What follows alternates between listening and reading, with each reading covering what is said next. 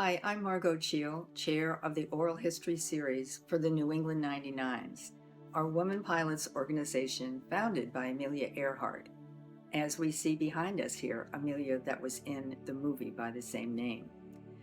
Today, we're going to meet a 99, Martha Dunbar.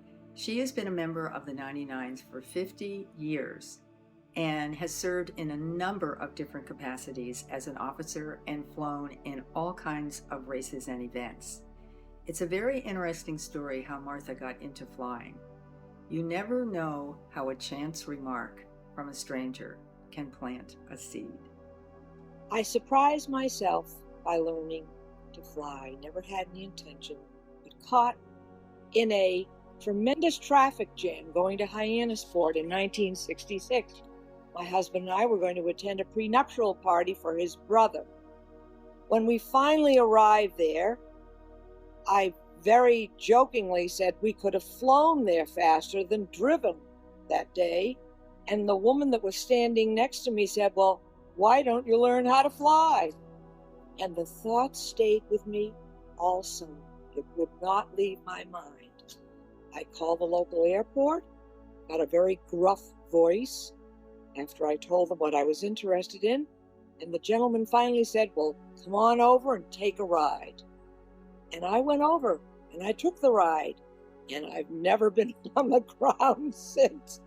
I thought to myself, this is the most marvelous thing, and I began my lessons immediately. Within 10 hours of flying time, I soloed. My instructor was amazed. He said he had never given lessons to a woman that had soloed in 10 hours. And the following June, I got my license at Logan Airport in Boston. That was quite an experience in 172 with all the jet aircraft and others going in and out. I made it in. He was impressed. He said, "Okay, we're going out now." He said, "Well, I think maybe I'll take you up to Jaffrey, New Hampshire." And I had been there before. But on the way there, he said, "No, I've decided to go to Newburyport." So he had me confirm the route to Newburyport. When we meant to make the approach into Newburyport, I put on full flap. And I knew at a particular point that I couldn't make it. And I said, "Mr. Comerford, I can't make this and I'm going around." And he said, "Okay, sister." He said, "But don't drop the flap." And we went around. I came in, made a great landing, and he said, he got out of the airplane and shook my hand and wrote out the pink slip that they gave you then for the interim license. After I received my license in 1967, I found out that there was a women's organization, 99s, and made an effort to get in touch with them. Went to a few meetings. At that time, you had to attend 3 meetings to be processed. And in 1968, I joined. It was a wonderful revelation to find so many women who were flying, interested in everything they did in regard to flying. And there were 2 other women at Hopedale Airport who were also learning to fly at the time that joined along with me, Helen Rhodes and Doris Barnes. We were the only 3 women flying out of that airport. We decided after flying for quite some time that we wanted to buy an aircraft. We began to look at Cessna 172s because they appealed to us, even though we had begun learning in low wings, Pipers. We liked the Cessna. We found one, 7943 uniform, and we bought it. We all flew it.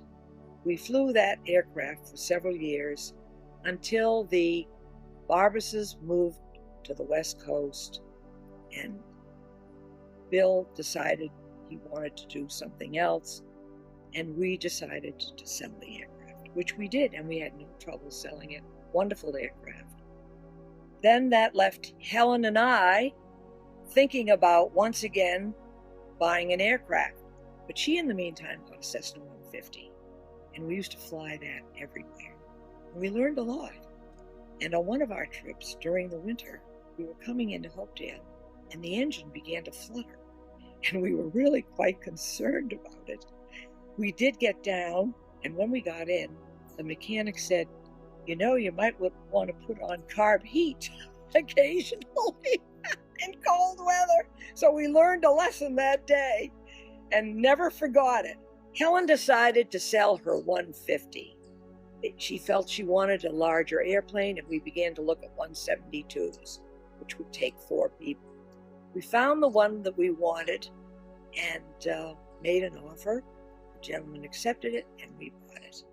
So then Helen and I, Doris Barbas, her husband Stan, and Bill Mancini were all owners, and we flew this airplane quite a bit.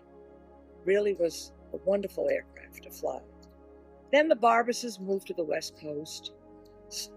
Bill wanted to do something else, and that left Helen and I, and we decided we wanted another 172, a newer one.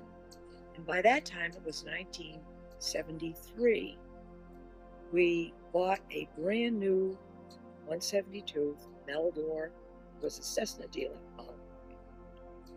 And we flew that for many years and decided to race it in the 70s. We flew our first race in 1975 from Toronto to Melbourne, Florida. And that was quite a trip. We wanted experience in long-distance flying. The second year, 1976, we flew from Quebec to Fort Lauderdale. And that was quite an interesting trip because when we got to Wilmington, Delaware, the weather was not very good and began to what we call close in. And Helen and I discussed it, and we decided we weren't going to hang around Wilmington. We were going to leave after talking to weathermen. And we left, and we were very, very fortunate. We flew the coastline down to Savannah, and we left 22 aircraft on the ground in Wilmington, Delaware, that never finished the race. We did. We got to Fort Lauderdale, great flight, and we were very thrilled. So we welcomed everybody that came in after us, but were disappointed to see many people that we knew that did not finish the race. I became sole owner of the aircraft when Helen was involved in an automobile accident that prevented her from flying again. So she was very disappointed that she was not going to be able to fly, but felt that I should have the airplane and sold her interest to me. And I took it over and have been flying it ever since.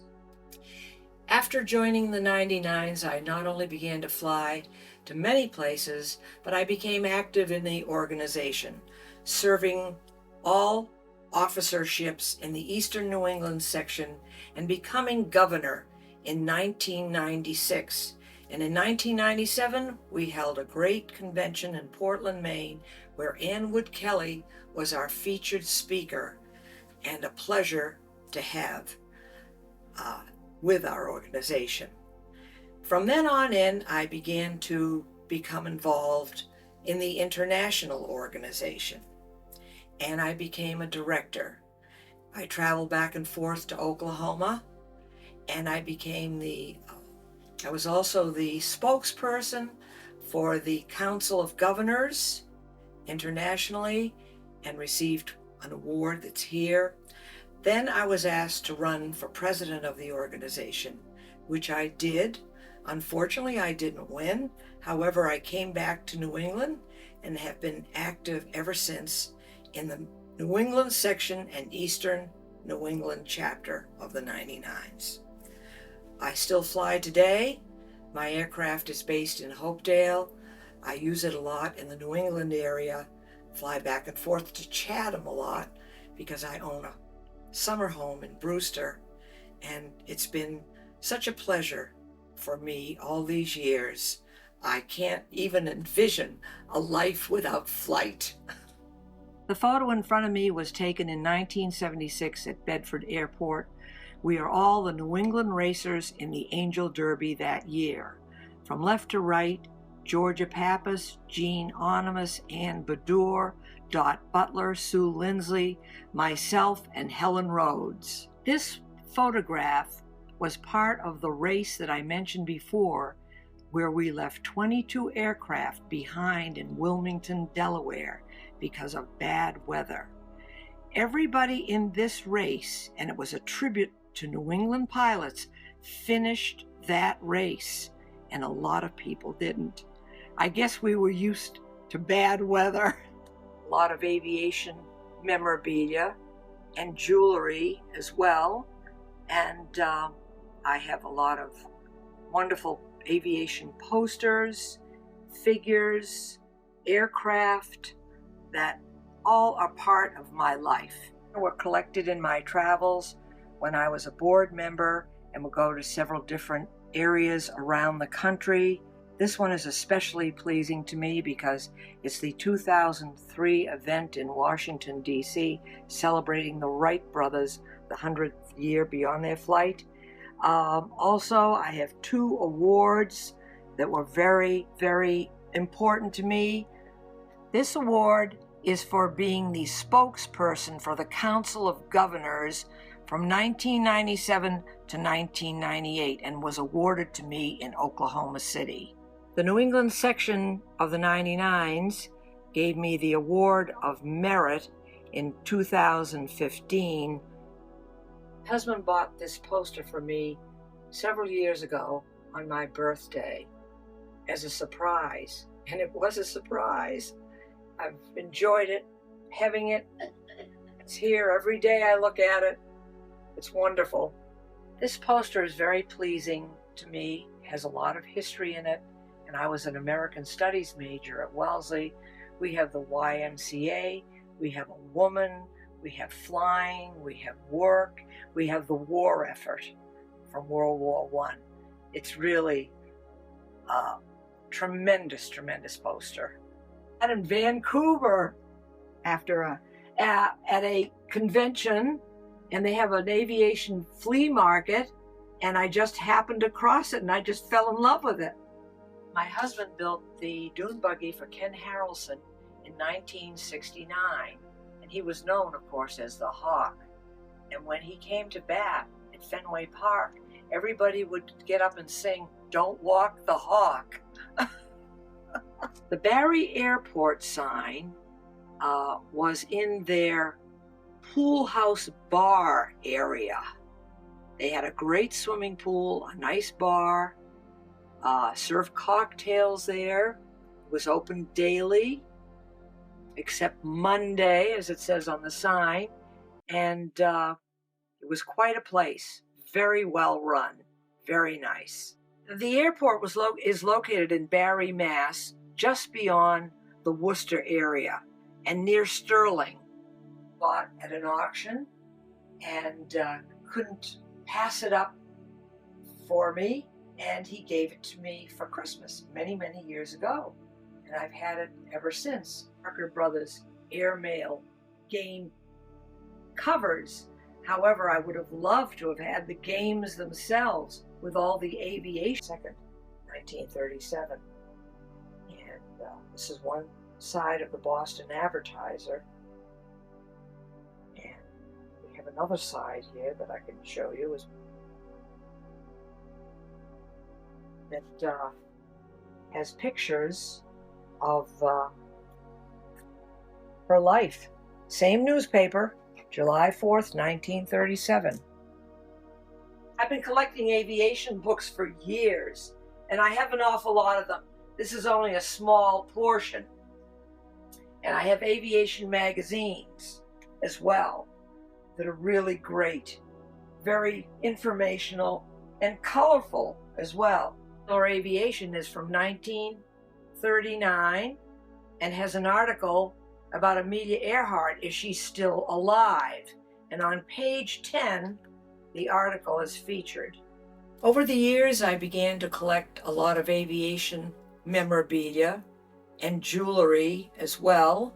And I have a lot of wonderful aviation posters, figures, aircraft that all are part of my life. I've enjoyed all the many years I've been flying and hope to enjoy many, many more.